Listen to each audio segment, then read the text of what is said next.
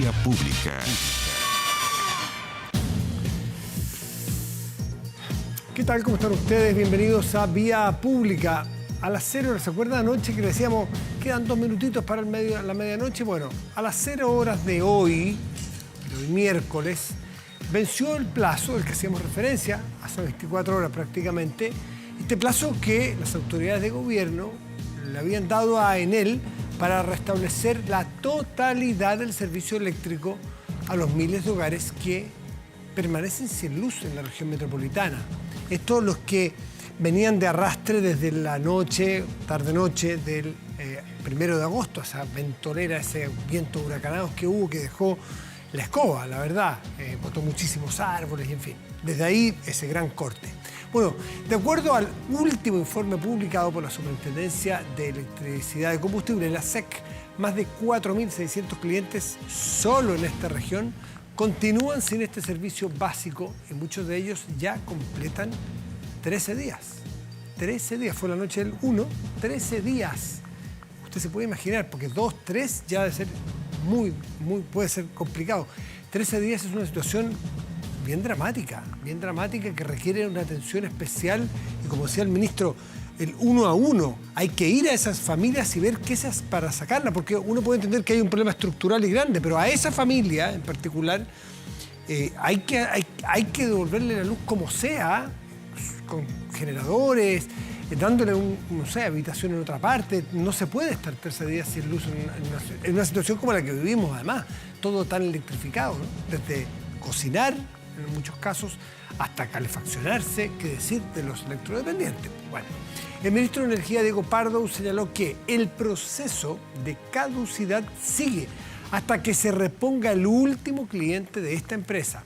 A nivel nacional, aún 9.300 hogares o clientes permanecen sin suministro eléctrico, correspondiendo la mayoría de estos casos a las regiones metropolitana y la Araucanía. Vamos a la mesa de conversación.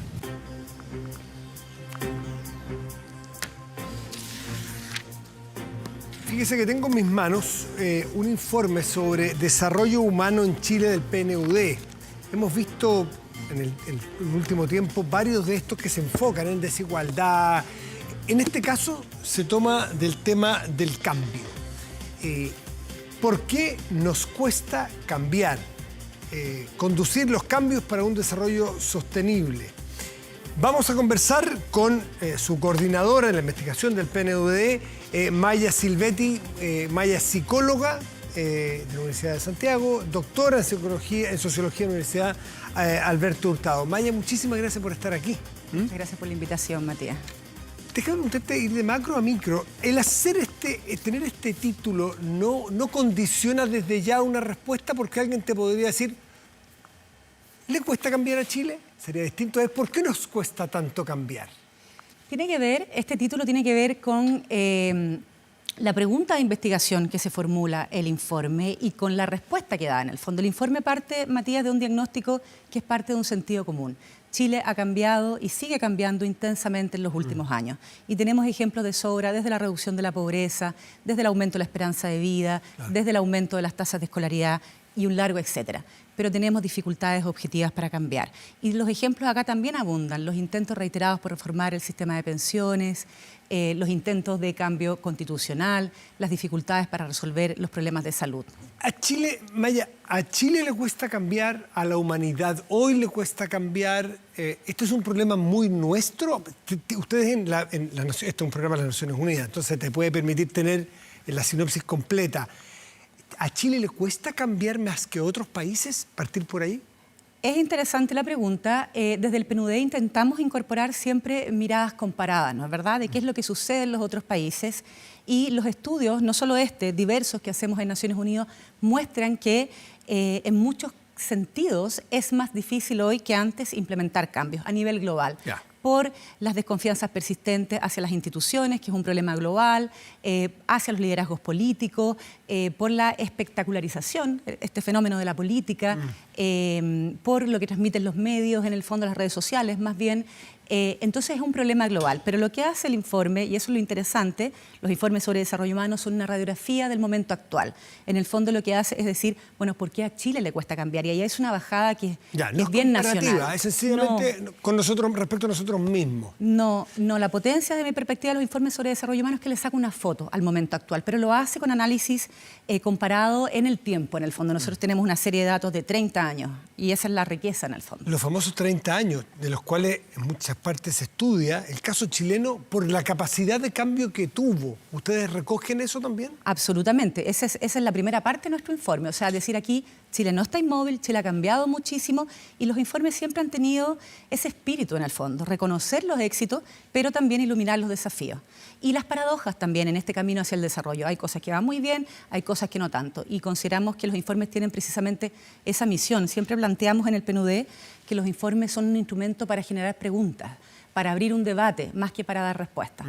¿Cómo nace en particular este debate? ¿Es cierto lo que leí, que el presidente Boric había solicitado de alguna manera, ya que veníamos de dos cosas traumáticas, ¿no es cierto? El estallido, la pandemia, tratar de sacarle esta foto a Chile post estos dos sucesos? ¿Parte por ahí esto? ¿No es que tocara justamente ahora hacer unos y que periódicamente se hagan? No, efectivamente, hacía un tiempo ya que no hacíamos informes sobre desarrollo humano, casi una década, la verdad. Anteriormente se hacían cada 2 años con esa periodicidad, pero pasaron muchas cosas. De partida, el país se graduó, alcanzó un nivel de ingresos que lo hizo dejar de ser receptor de donaciones en el fondo.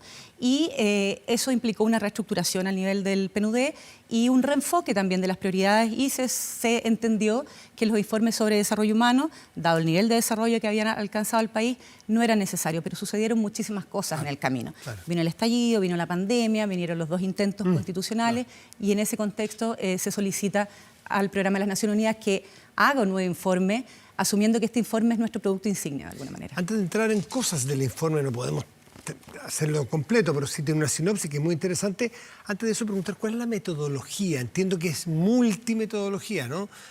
Cuéntanos tú, hay desde encuestas, focus group, entrevistas, cuéntanos un poco para entenderlo. Esto no es una encuesta, es un informe que es multimétodo, como tú bien dices, Matías. Incluye una encuesta de opinión pública con representatividad nacional, una encuesta de élites, que es algo bastante inédito, pero que los informes lo han hecho en otras ocasiones, una serie de 9 grupos focales, además de estudios de análisis de discursos sobre cambios que han generado controversia, como la ley de inclusión, como la reforma al sistema de pensiones, monografías específicas sobre cambios en el sistema de protección social, específicamente en pensiones y salud, sobre la capacidad del sistema político para procesar crisis y demandas sociales, un conjunto de estudios diversos, tanto cualitativos como cuantitativos, un estudio sobre movimientos sociales también. Entremos en el porqué, en la respuesta del porqué, que es el gran título. ¿Por qué nos cuesta tanto cambiar hoy?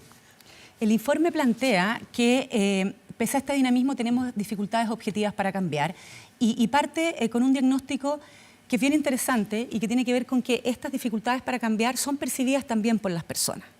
La mayoría de las personas consideran que a pesar de los cambios que experimentan día a día, aquellos que más le importan, las personas lo llaman cambios profundos, prometidos, esperados, no han sucedido o han sido insuficientes. Y además han habido otras transformaciones que han empeorado sus vidas. En ese sentido, las personas consideran que Chile está estancado o que va de mal en peor. La proporción de personas que consideran que está empeorando Chile es 59% y ha aumentado bastante en la última década. Ahora, ¿qué dice el informe? ¿Por qué nos cuesta cambiar? El informe lo atribuye a un conjunto de factores, no es un único factor. Y dentro de esto, un espacio especial tiene que ver con la relación entre las élites, la ciudadanía y los movimientos sociales. Entiendo que esto es multidireccional, no es unos a otros, sino que hay una desconfianza mutua, por así decirlo, ¿no? Exacto. ¿Y cómo se produce? Explícanos ese fenómeno. A ver, por un lado, la ciudadanía considera que el estancamiento y el deterioro que perciben en el país es culpa de los liderazgos políticos y en menor medida del empresariado. Consideran que los liderazgos políticos en general obstaculizan los acuerdos que necesita el país, que ponen por delante sus intereses personales, electorales, que privilegian sus ideologías políticas, que no están llanos a alcanzar acuerdos, que desconocen las necesidades de las personas. Una opinión súper crítica. Perdón, no es tan distinto a lo que se percibe, por ejemplo, en cosas como las demoras en reforma. Estamos ahora viendo y celebrando como ya terminada la reforma previsional, porque sencillamente se ha logrado llegar a un acuerdo para ver cómo se discute. Exacto. Quizás a mí me llamó la atención eso, cuánta falta hace de acuerdos macro en política. Bueno, esa es una de las demandas importantes de la ciudadanía que nosotros a través de este informe identificamos, en el fondo, la demanda por liderazgos capaces de lograr acuerdos, más que de ¿Lo valora? parapetarse. Sí, ¿eh? es el tipo de liderazgo preferido, un liderazgo que sea capaz de alcanzar acuerdos y consensos. Bueno, pero volviendo a esta relación, en este sentido los liderazgos políticos representan para la ciudadanía los villanos del cambio, son los que impiden los cambios que la sociedad requiere. Pero a su vez, las élites también son críticas. Disculpa la interrupción, pero es que ¿es por egoísmo? ¿Es por llevarse la pelota para la casa? ¿O es por sordera porque están en un reality ellos interactuando sin mirar hacia afuera? O sea, ¿hay una cosa intencionada o no se alcanza a percibir eso? Bueno, el informe analiza, en el fondo, el debate público en torno a estos cambios que yo te comenté, que eran como que generan controversias, como la reforma de pensiones, la ley de inclusión y el fin de la selección. Y lo que detecta es que el debate público, que es un debate que se produce entre las élites en el fondo, porque por eso logra llegar a los medios, se caracteriza por oposiciones dicotómicas, que funcionan como trincheras. Los liderazgos políticos se parapetan detrás de esas posiciones y no dialogan. Y en el fondo se instaura una lógica donde lo más importante es como destruir al adversario político, más que ver cuál es la potencialidad de lo que se plantea, cuál es el beneficio, considerando a la población general, de lo que se plantea. Y allí hay una lógica que es bastante tóxica y que es bastante insana para avanzar y fortalecer las capacidades de conducción social. Perdón, tú ibas al segundo punto que te interrumpí. Me parece que es la desconfianza hacia el otro lado, ¿no? Nosotros identificamos en este informe que la crítica de la ciudadanía hacia las élites también es recíproca, es decir, las élites también son críticas de la ciudadanía. La mitad de las élites considera que la ciudadanía es individualista, que no tiene interés en lo común, que cree que los problemas son de fácil solución, que solo piensa en las necesidades del presente y a su vez, hablando de esta relación, que también la integran los movimientos sociales, el informe plantea que los movimientos sociales, si bien han tenido y tienen la capacidad de incorporar demandas al sistema político y presionar a la opinión pública para que reconozcan nuevas necesidades y demandas, en ocasiones, cuando interactúan con la política formal, pueden desplegar lógicas que impiden la negociación, que impiden la creación de acuerdos, la creación de alianzas con actores políticos. Por ejemplo, la fragmentación, el maximalismo y probablemente varias de estas lógicas no suenen conocidas a propósito de los procesos constitucionales recientes. Nadie está colaborando en los acuerdos, nadie está con los acuerdos. No es bien visto hoy día llegar a acuerdos, no solamente en las élites, también en la ciudadanía. Eso es lo que se percibe, ¿no? Efectivamente, desde la perspectiva del informe hay una debilidad importante en la capacidad para arribar a objetivos de futuro compartido y para construir acuerdos realistas, pragmáticos, que es la llamada que hace el informe. Acuerdos más bien pragmáticos, asumir los acuerdos como algo transitorio, provisorio, pero poder avanzar. ¿Y qué tipo de cambios? Porque en algún momento pasaste tú por el concepto de los cambios más graduales, ¿no? No usaste ese término, usaste el término de los cambios más radicales, me parece. ¿Qué busca la gente? ¿Cambios graduales, radicales o todavía no hace carne el qué tipo de cambio, sino que cambios solamente? ¿O ya procesó? No. Las personas, y estas son oportunidades que identifica el informe, porque si bien es un diagnóstico que puede ser bastante oscuro, por decirlo de alguna manera, también identifica oportunidades. Una de las oportunidades que, pese a todas las decepciones, a las evaluaciones negativas de los cambios recientes, la mayoría quiere cambios en el país, un 88%. Un 67% quiere que las cosas en Chile sean de otro modo, ni como eran antes ni como son ahora. La mayoría quiere cambios profundos, como tú planteas, Matías. Y quiere, y esta es una oportunidad para nosotros desde el PNUD, cambios graduales. Lo que nosotros identificamos acá es que hay un aprendizaje probablemente de procesos de cambio recientes donde la ciudadanía, nosotros percibimos a través de los estudios que hemos realizado, es más paciente y más realista. Esto no significa que los cambios no se inicien, sino que sean graduales en el fondo. ¿Y son críticos aquellas personas que ustedes lograron recoger sus opiniones?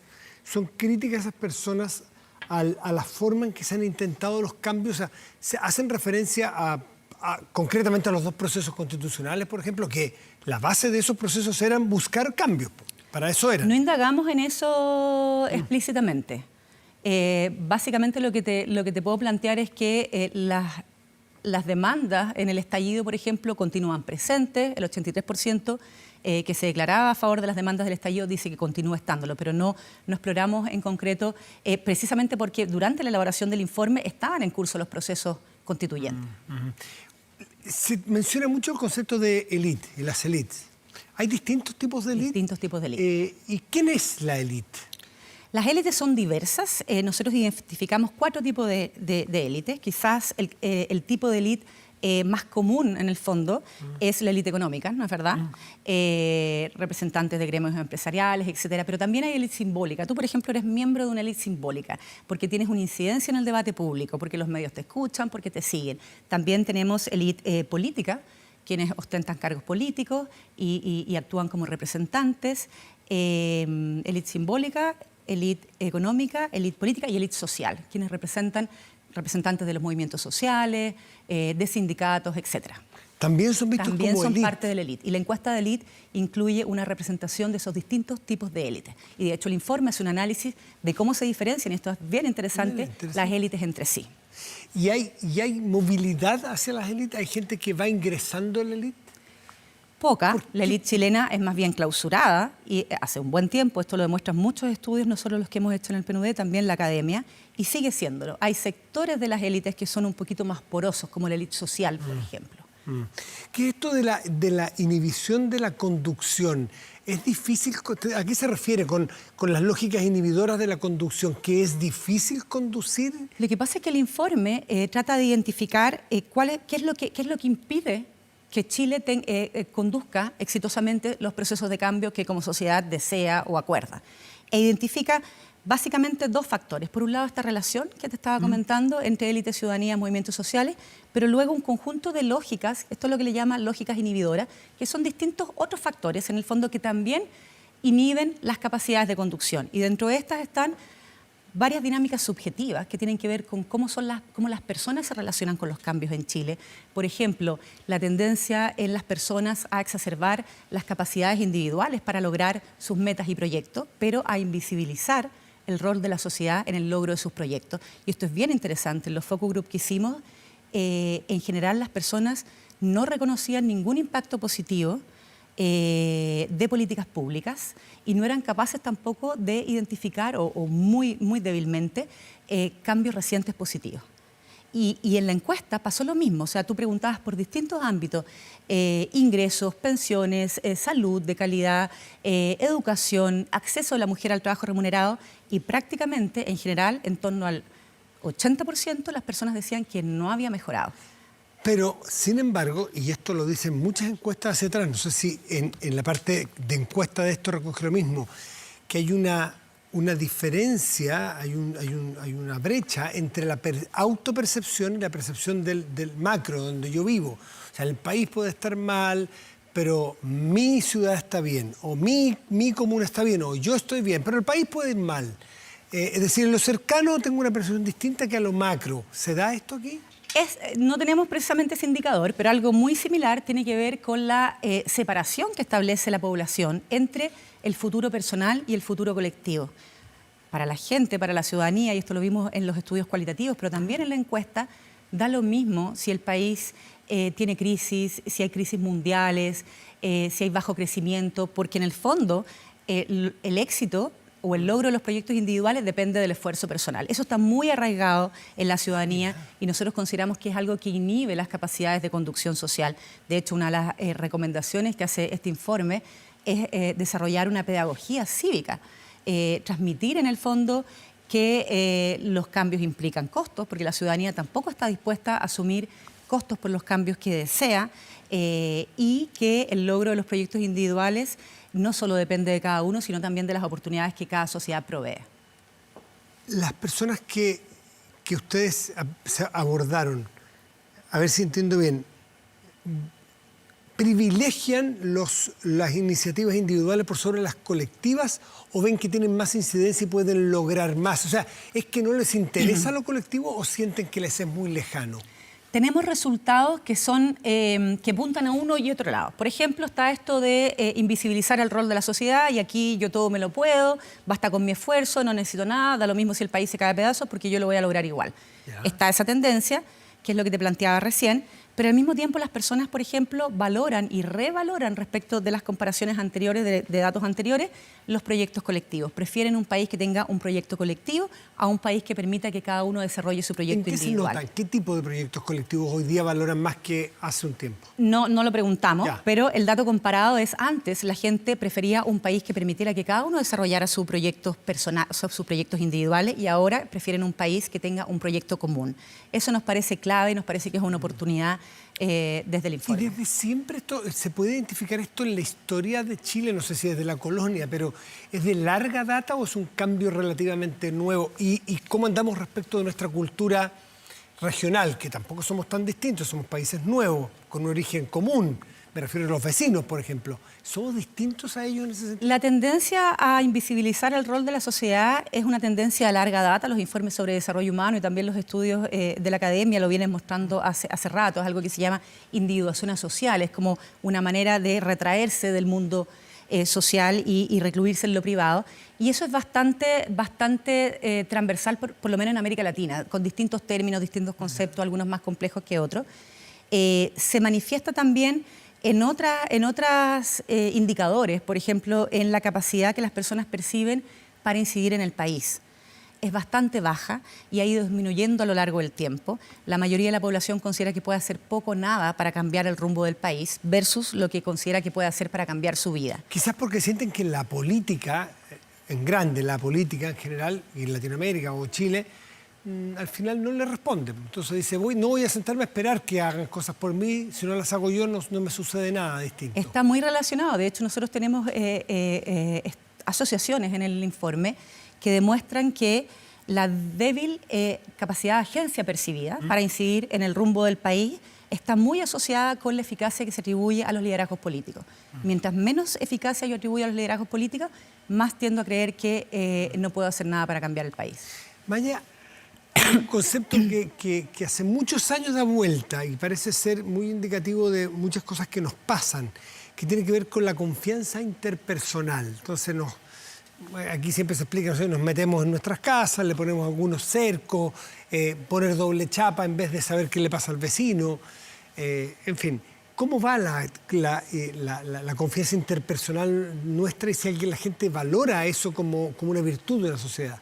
Es parte de estas lógicas inhibidoras que planteaba a nivel de las personas y el diagnóstico que hace el informe, además a nivel comparado a lo largo del tiempo, es bastante crítico y bastante triste. Estamos en mínimos históricos de confianza interpersonal y participación en organizaciones. La mayoría de las personas, o sea, un 15% de las personas considera que puede confiar en el resto, en el fondo.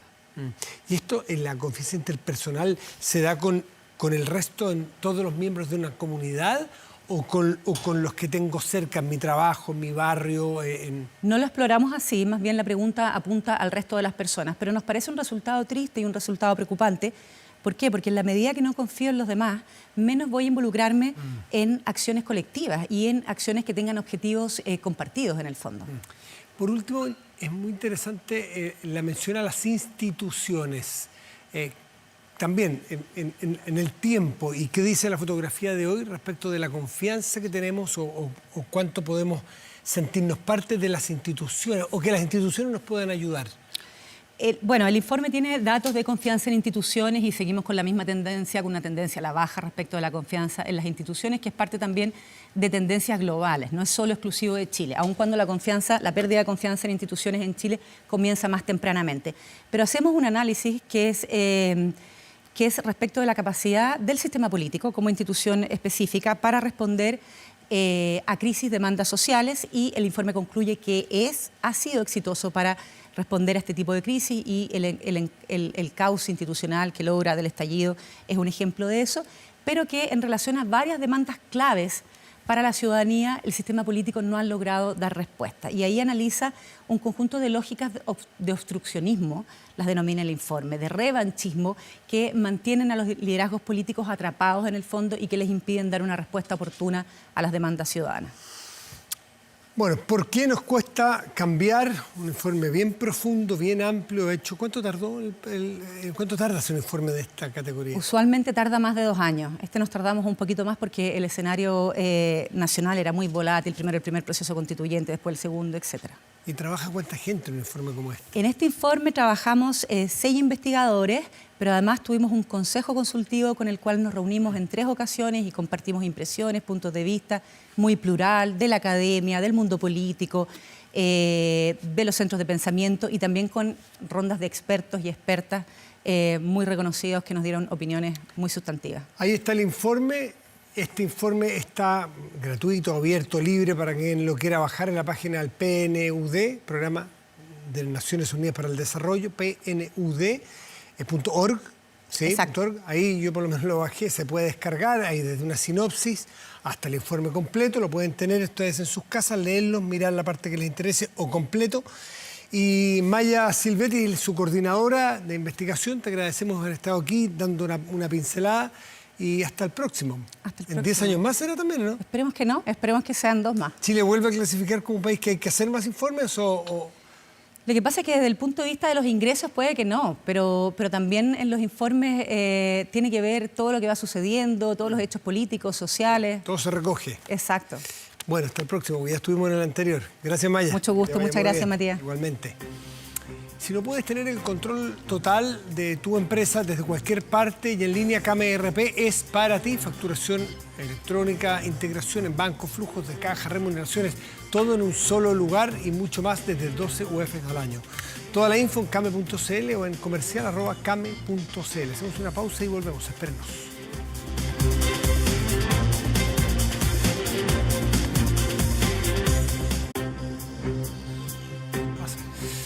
Aumenta la delincuencia, no grave robos, evítelos con Tepillé, la empresa líder en seguridad preventiva, con monitoreo de cámaras de seguridad, audio disuasivo en tiempo real. Tepillé protege 24/7 su empresa y también su hogar. No sea usted la próxima víctima y contrátelos en tepillé.cl. Cada cierto tiempo tenemos el privilegio de tener a los autores más reconocidos de la literatura latinoamericana. Somos un país que queda tan lejos que a veces vienen y a veces quieren venir a nuestro programa.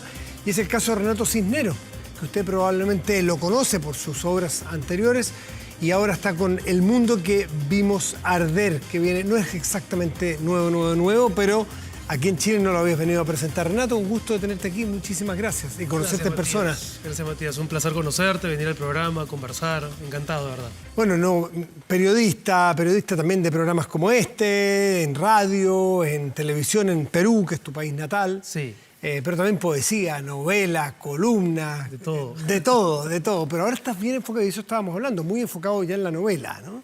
Que te tienen un sitial bien especial. Sí, yo me di cuenta cuando hice el tránsito de la poesía a la narrativa fue básicamente porque entré a hacer periodismo. Y el periodismo me hizo que me olvidara un poco de esa voz lírica y que frecuentara más la prosa utilitaria.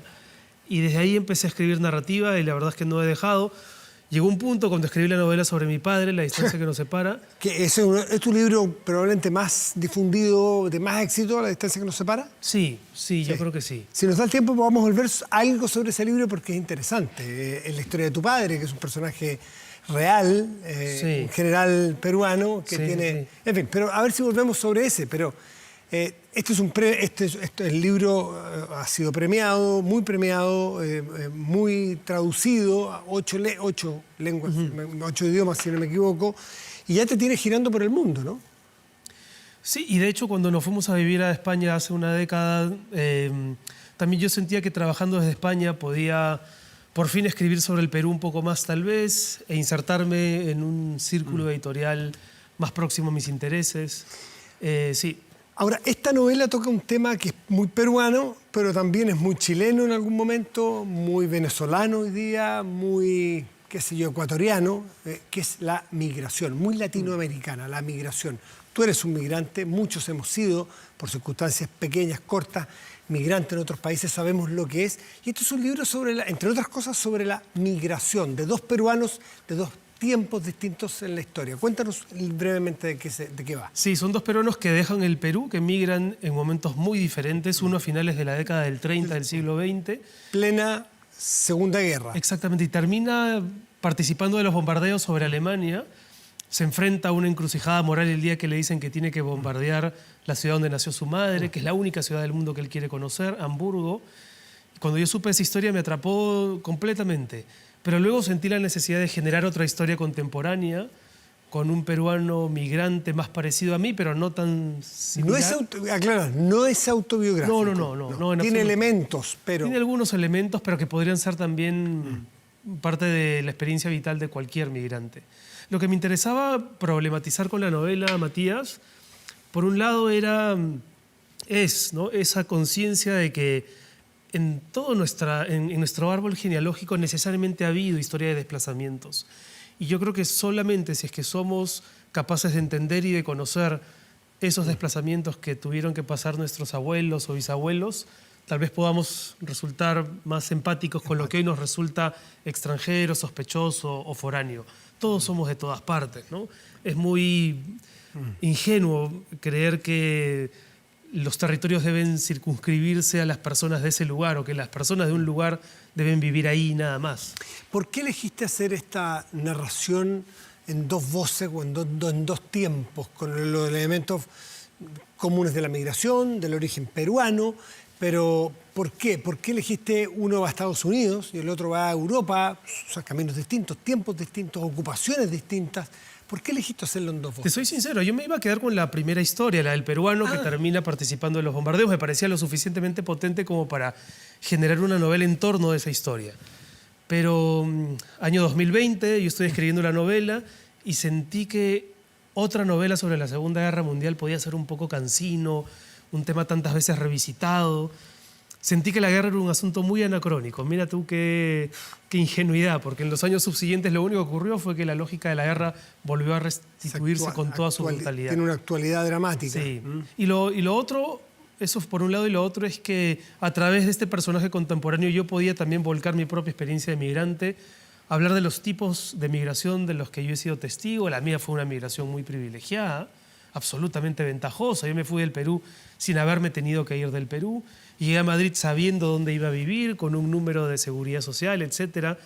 Pero la gran mayoría de migrantes latinoamericanos migran en procesos mucho más violentos, mucho más inciertos. Y no lo eligen, que ahí está No lo eligen, y de hecho, de alguna forma, cada migrante es el síntoma de un estado fallido, de un estado que no le supo dar a esa persona o a esa familia las condiciones mínimas para hacer su vida en el lugar donde nació, que es en teoría lo que indica el mandato paterno, ¿no? Tú creces en este lugar, naces en este lugar, tendrías que poder hacer tu vida aquí. A mí no me criaron para vivir fuera del Perú, me criaron para vivir en el Perú. Teniendo un padre militar te podrás imaginar, además, que el discurso nacionalista era muy fuerte en casa. De modo que irme también tiene algo como de desobediencia, ¿sabes? Ya. Y cuéntanos brevemente cuál es la motivación de Matías, que es Se fue como tú. Claro, este tipo un poquito loco, en el buen sentido de la palabra, de salir a buscar la vida a Estados Unidos y termina siendo militar o estando en la guerra, versus este más contemporáneo que es periodista también, ¿no es cierto? ¿Por qué este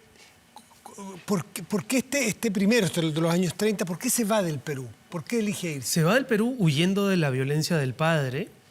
El padre es un inmigrante italiano, un poco macarra, con un pasado delictivo que el hijo descubre.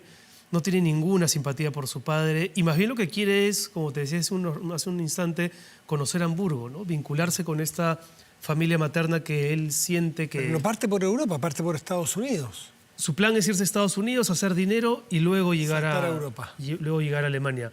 Pero en Estados Unidos lo sorprende la Segunda Guerra Mundial y como muchos inmigrantes latinos en ese momento, él se alista en las fuerzas aéreas, pero con la única pretensión de matar japoneses, ¿no? El fervor bélico en ese momento en Estados Unidos está orientado a vengarnos de Pearl Harbor, vamos a matar japoneses, a matar japos, pero el tipo resulta ser tan bueno que lo trasladan al teatro europeo.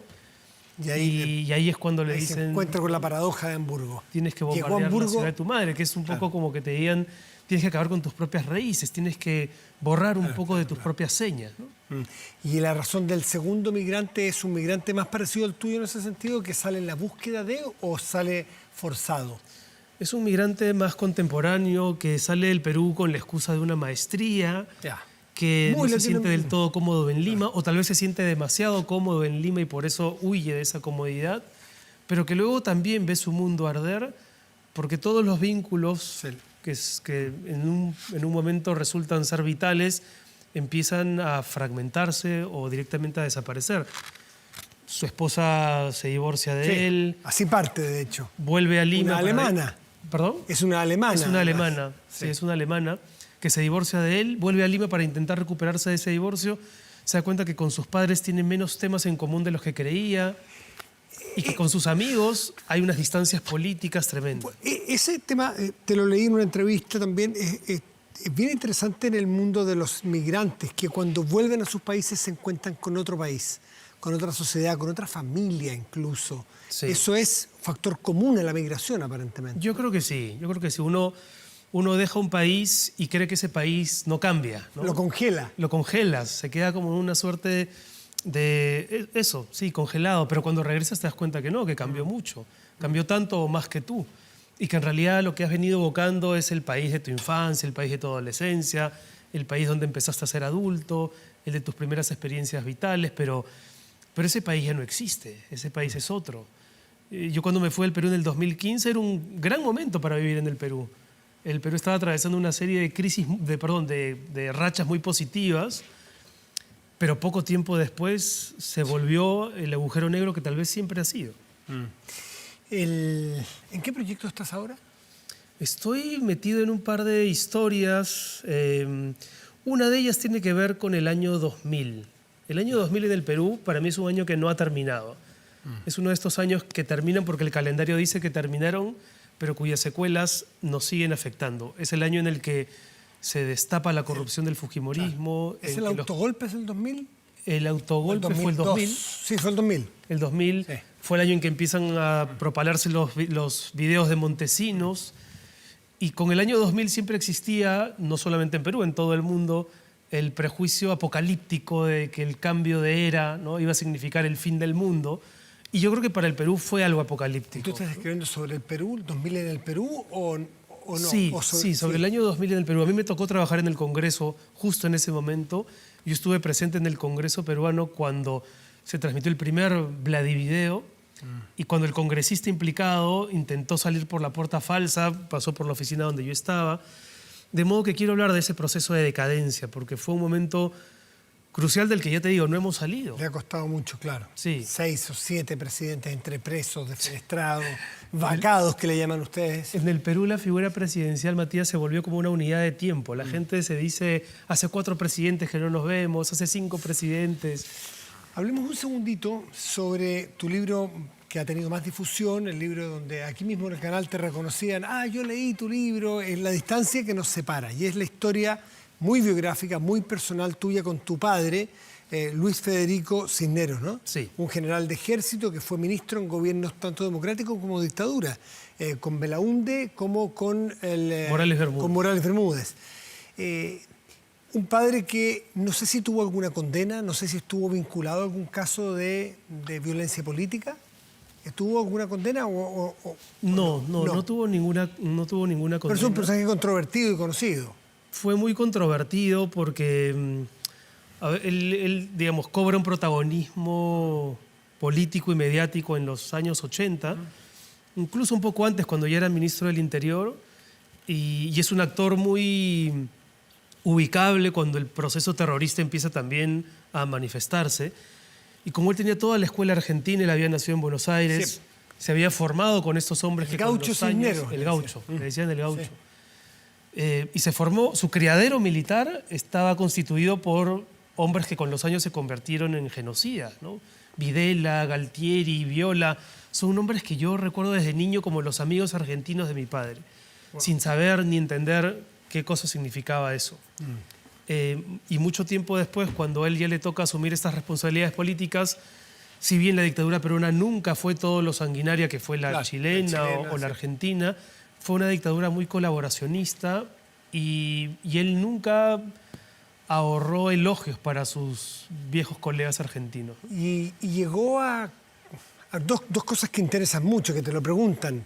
Es una radiografía muy profunda de tu familia y de tu padre, de la familia Cisneros, lo que significó. Incluso entiendo que parte de tu familia te cerró la puerta. Eso primero. Sí. ¿Cómo es escribir sobre el padre, un padre que es público, que es controvertido, que defiende ideas controvertidas, sino más bien polémicas y delictivas en algunos casos? ¿Cómo es eso? Es difícil porque yo siento que todo hijo construye un padre diferente. Tú puedes haber tenido la misma crianza, haber recibido las mismas lecciones, haber ido a los mismos viajes, las mismas excursiones, pero cada uno construye al padre desde donde le toca estar, ¿no? Si eres el hijo mayor, eres un hijo más épico, tal vez. Si eres el hijo menor, tal vez eres el más engreído. Mi padre conmigo fue un hombre muy normativo durante una larga época. También fue muy, muy cariñoso, pero lo complicado en realidad fue hacerle entender a mi familia que para mí era imprescindible escribir ese libro y de alguna forma contar esas intimidades familiares, no por el hecho de contarlas. ¿Es sacarlo? ¿Es hacer tu propia terapia? Algo de terapéutico tuvo, pero los verdaderos lectores de ese libro, Matías, no están en mi entorno familiar. Para tu familia. No. Y no te miento, o sea, ese libro representó una pugna entre el hijo y el escritor. El hijo que no quería saber más cosas, el escritor que quería saberlo todo, el hijo que se sentía incómodo con estas informaciones que iban apareciendo. Nadie está preparado para saber cuál es el pasado de nuestros padres.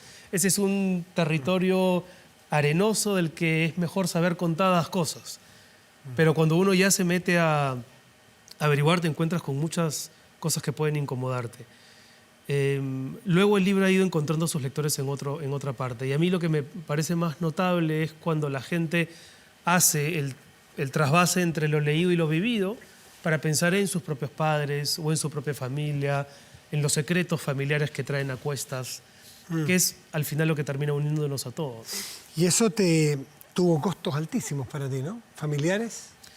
Tal vez el costo más alto fue que mis hermanos mayores, los del primer matrimonio de mi padre, con los que tenía una muy buena relación, dejamos de hablarnos, ¿no? Ellos se enojaron mucho, sintieron que había sido una deslealtad de mi parte escribir el libro como lo escribí. Y en concreto yo tenía una muy buena relación con uno de ellos, el menor de ellos, que murió el año pasado, fíjate tú, de un cáncer repentino y para mí fue muy doloroso porque siempre tenía la esperanza de que una de mis vueltas a Lima, poder sentarme con él, tomarnos unas cervezas, aclarar el tema, contarle mis motivaciones, y esa conversación ya no se va a poder dar. Entonces sí, ha sido uno de los costos. Y el otro costo es que mi padre, cuando yo hablo de él, ya no sé si hablo del hombre con el que yo viví 18 años o si hablo de este personaje literario en el que se fue convirtiendo. ¿Y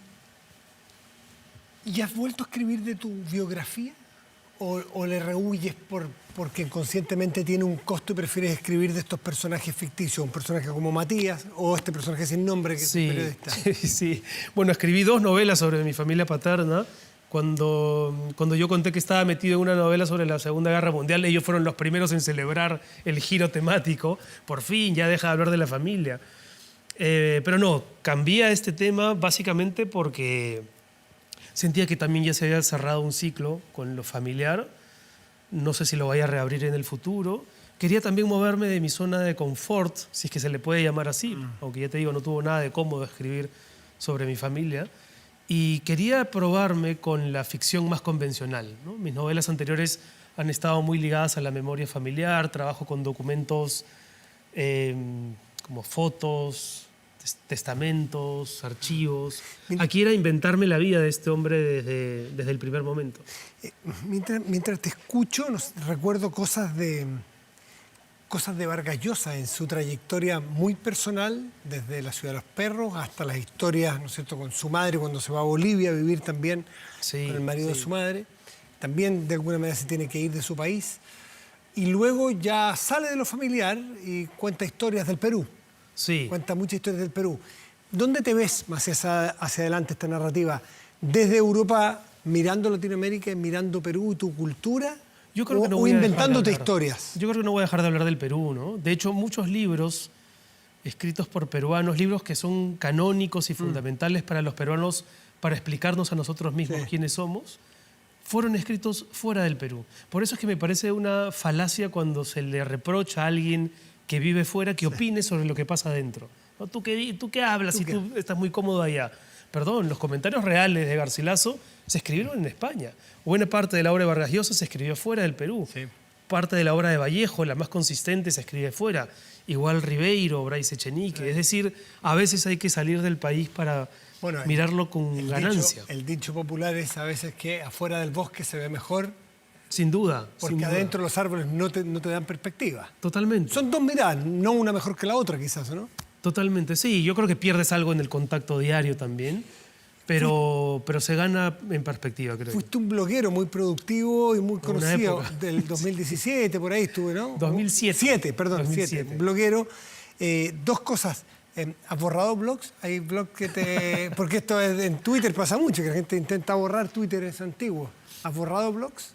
No los he tenido que borrar porque mi blog se alojaba en la página web del comercio, del diario, que básicamente lo desintegró, pero era un blog de temática sentimental que en el 2007 resultaba tal vez muy cotidiano, pero que hoy resultaría muy machista. Así que felizmente no hay rastros en la blogósfera de ese diario. A mí lo que más me gustó de esa experiencia fue que me vinculé con los lectores. Yo he hecho periodismo escrito durante mucho tiempo y para mí la lectoría siempre fue una entelequia, ¿no? Los lectores eran un número que llegaba a fin de mes y que supuestamente estaba leyendo el diario. Pero al diario no te llamaba nadie a saludarte ni a agradecerte. Te llamaban a pedirte una rectificación o por ahí te llamaba tu madre a decirte qué linda tu columna. Pero los lectores, para mí, empezaron con el blog. Ahí aparecieron, ¿no? Tenían un nombre, tenían una historia. Sí. Y eso para mí sí ha sido inolvidable. Y ahora, por último, ¿estás en las redes sociales? ¿Estás en ese mundo o te refugias más en tu literatura y en la ficción? Mi yo periodista no puede estar demasiado aislado de las redes sociales.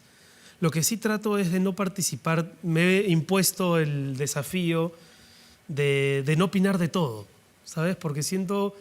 Esta novela también habla de la producción de violencia y es más fácil reconocerla en los presidentes que pulsan el botón rojo y deciden una invasión, un ataque, pero a veces no la reconocemos en nosotros mismos y estamos mucho más cerca de la producción de violencia que de lo que creemos. Hay una poeta italiana, Alda Merini, que dice: me gusta la gente que elige con cuidado las palabras que no dice.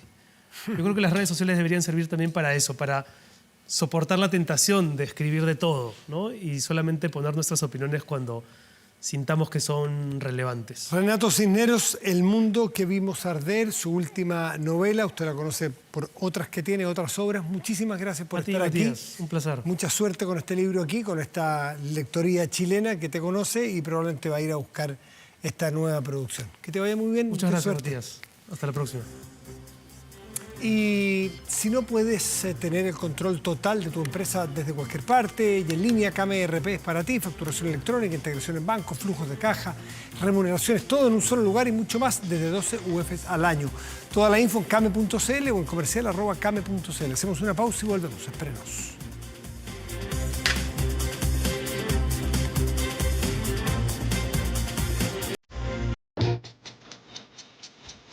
De vuelta en Vía Pública, revisamos nuestro portal de contenidos y noticias, 24horas.cl, que en este momento destaca el precio de las gasolinas. Suben sus precios a contar de este jueves. Detalles en 24horas.cl. Revisamos el pronóstico del tiempo para Santiago los días venideros. A ver, ¿qué nos depara para este jueves 15, que es un feriado? Nublado, mañana con 15 de máxima y 7 de mínima. La probabilidad para el viernes es de, bueno, cielo nublado, pero máxima de 14 y 7, se mantiene así.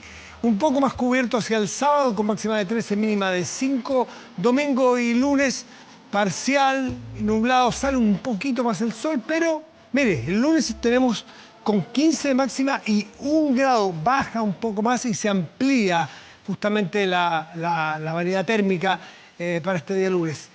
no cantemos victoria porque el invierno no ha pasado necesariamente, van a venir fríos, van a venir lluvias todavía y estos cambios de temperatura a veces son los que complican. Bueno, al cierre de este programa vamos a retroceder en la década, en muchas décadas, hasta los 50. ¿Reconoce esta música? Por supuesto que sí. Los míticos Platters, ¿se acuerda de ellos? ¿Cómo no? Y si no se acuerda, ¿cómo no? No conocerlos, ¿no? Esto porque un día como hoy, en 1992, murió a los 64 años Tony Williams, el vocalista principal de esta conocida agrupación de Los Ángeles. The Platters estaba compuesto por 5 voces, 4 hombres y una mujer, y con ritmos cercanos al blues, al soul. Marcaron a toda una generación desde que aparecieron allá por la década de los 50, el 54. Al principio sin mucha popularidad, pero tras la inclusión de esta voz de Tony Williams, llegaron los éxitos, su sonido se transformó en una banda sonora de grandes amores de la época. Un sonido que se niega a desaparecer. Los clásicos son así, con The Great Pretenders, The Only You, recuerdo, de 1955, con el que cerramos Vía Pública. Que tengan muy buenas noches y gracias por venir.